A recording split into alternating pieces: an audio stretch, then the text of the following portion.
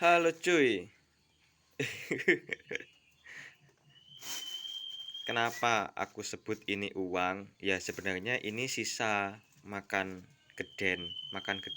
Kak, apa sih? Apa ya namanya ya? Ya makan bersama lah sama teman-teman gitu, sama keluarga gitu. Apa sih? Kemarin itu menunya itu ayam pejantan ya. Itu enak banget, gurih, harganya murah.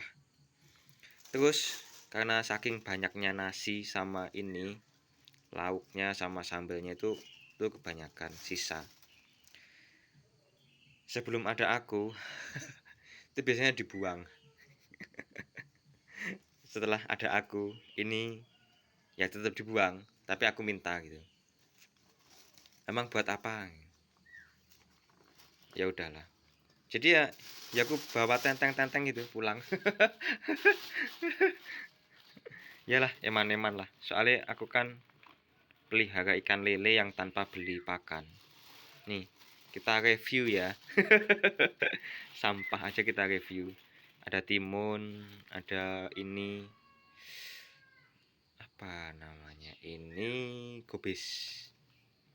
Sama belung-belungnya ini sebenarnya masih ada dagingnya kan. Sedikit-sedikit gitu loh, masih ada dagingnya sedikit-sedikit. Jadi ini sangat cocok untuk dikasihkan ke ikan lele.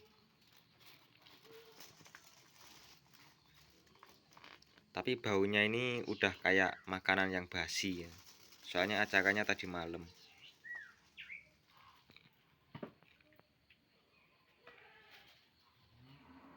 Hmm. Plung.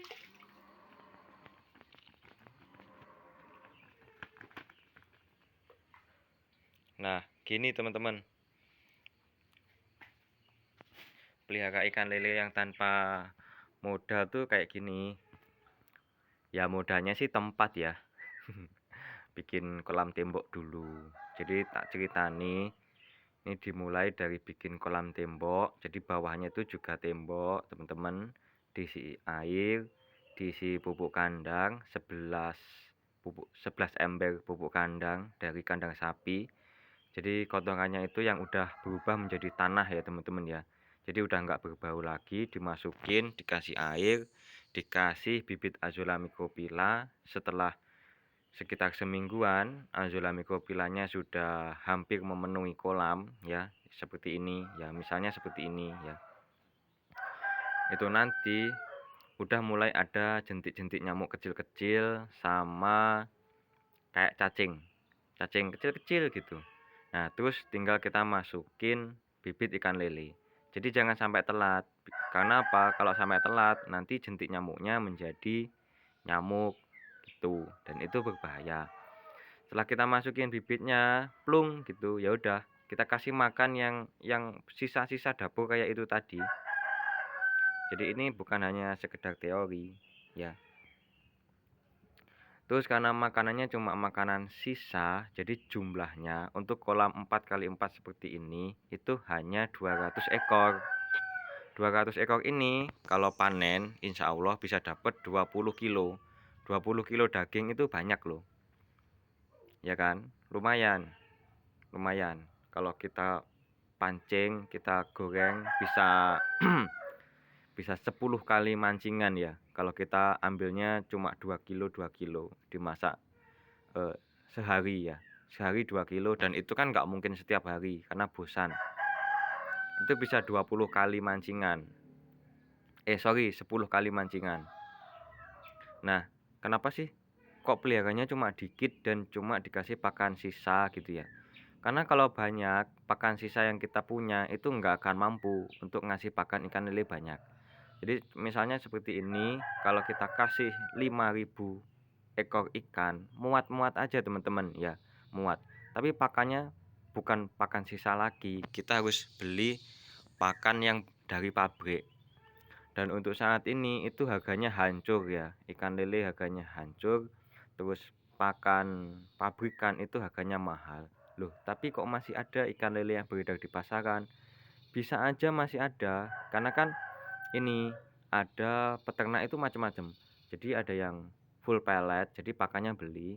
Terus ada yang full daun, jadi pakannya itu cuma ngambil dari daun talas dan lain-lain, daun apa namanya? Itu loh, pepaya, daun, yes pokoknya daun-daun sama limbah dari pasar ya. Bukannya kubis dan lain-lain kayak gitu. Sawi-sawi kangkung. Meskipun itu lama, tapi masih ada yang seperti itu. Terus ada lagi yang parah nih teman-teman ya. Itu dikasih bangkai ayam. Itu ya gimana ya? Parah nggak parah? Kalau menurut aku sih parah ya. Ya bangkai yang direbus itu loh. Ya sebenarnya sih halal ikannya ya. Ya gitulah pokoknya. Terus ada lagi yang lebih parah itu kolamnya di bawah kandang ayam. Nah, jadi ada 4. Jadi bisa aja yang meskipun harga pelet mahal, kalau pakannya gratis ya tetap aja untung. Nah, cuma aku ingin ngajak teman-teman ini untuk memanfaatkan limbah gitu. Limbah yang dari dapurnya teman-teman sendiri kayak gitu.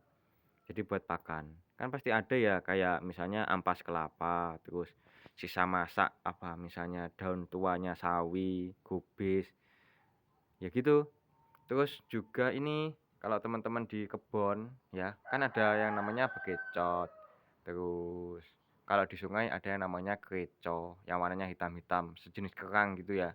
Itu diambil semua, bisa direbus ya, direbus sebentar, masukin ke sini. Itu bagus banget buat ini, ikan lele. Pertumbuhannya lebih bagus daripada yang dikasih pelet justru kalau pakannya daging. Karena pelet itu kan campuran dari daging dan bekatul, polar dan lain-lain gitu loh. Gitu, simpelnya kayak gitu. Nah, dengan begitu ikan lele yang kita produksi itu benar-benar ikan lele yang standarnya kita banget. Jadi kita nggak akan jijik makan. Ya kan? Karena kita tahu apa saja makanannya gitu kan. Tapi kalau untuk yang ayam mati ya, biasanya kan ayam mati belum sampai 1 hari, begitu mati diambil terus direbus ataupun dibakar. Nah itu ya menurut aku nggak jijik. Nah nggak jijik, menurut aku nggak jijik. Tapi kalau yang di bawah kandang ayam, nah itu yang menurut aku jijik. Kalau untuk dimakan, ya kalau untuk dimakan. Karuan kalau ikannya itu di sungai ya, meskipun dia makan tainya manusia itu kayak manusianya nggak sengaja gitu kan, nggak menyengajakan gitu loh. Itu malah nggak jijik kalau menurut aku. Malah seneng kalau dapet ikan dari sungai, terasa wah gitu, kayak pemancing-pemancing itu loh. Gitu. Ini kalau misalkan teman-teman bikin kolam terus pengen bibit Azolamycophylla, ini gratis, silahkan ambil selama persediaan masih ada ya teman-teman ya. Soalnya ini ada rencana itu kolam ini mau aku bikin hidroponik sayur teman-teman. Jadi udah enggak ini apa ya, fokusnya tetap memanfaatkan limbah rumah tangga kita sekaligus menghasilkan sayur gitu. Nah gitu, lebih fokusnya ke sayur ya teman-teman ya. Soalnya kalau ikan lele ini kan seenggaknya harus nunggu 3 bulan untuk bisa dimakan. Kalau sayur misalnya kita ini memanennya itu secara berkala ya, dari ujung sana sampai ujung sana ke sini gitu. Itu kan lebih hampir setiap hari itu bisa panen sayur gitu loh gitu. Kalau di hidroponik kita bisa bikin ini apa namanya itu bener-bener bener-bener non pestisida ya, bener-bener tanpa pestisida. Soalnya kita kan kalau nanam cuma 4x4 kayak gini, misalnya ada hama, misalnya ada belalang atau ada ulat, kita cukup dengan mengambilnya secara manual, nggak perlu disemprot obat. Kalau luas kan nggak mungkin ya. Nah, jadi apa yang kita makan itu bisa benar-benar tanpa pestisida kalau kita mau menanamnya sendiri. Iya kan? Toh kalau misalkan 4x4 seperti ini kita kasih sayur ya, kita tanami sayur maksudnya ya.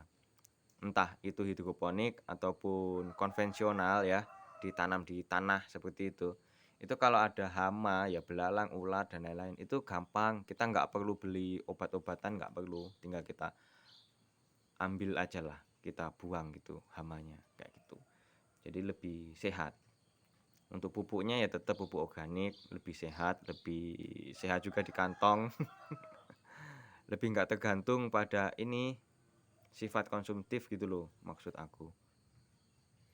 Oh ya, kalau misalnya teman-teman ingin bibit Azula microphylla gratis dengan catatan masih ada stoknya, silahkan teman-teman WA ya, 085 706 043 303. Itu WA aku.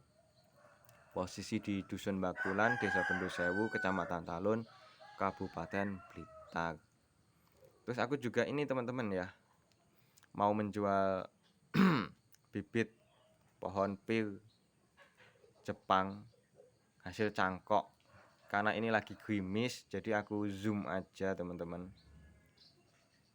Ini teman-teman, ini udah pernah berbuah. Buahnya ada 7 buah. Ini aku cangkok ya.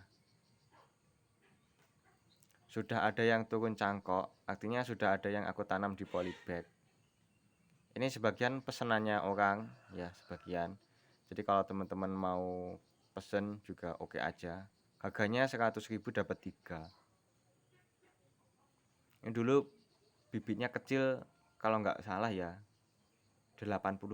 Aku lupa ini harga bibitnya, kecil ya teman-teman ya. Ini pir Jepang pir dari Jepang teman-teman, namanya pir nasi. Kalau teman-teman ini kan lagi nggak berbuah nih, soalnya lagi banyak daunnya kan, lagi dicangkok juga, itu nggak bisa dibuahin. Teman-teman lihat Google dulu ya, contoh buahnya itu seperti apa, rasanya manis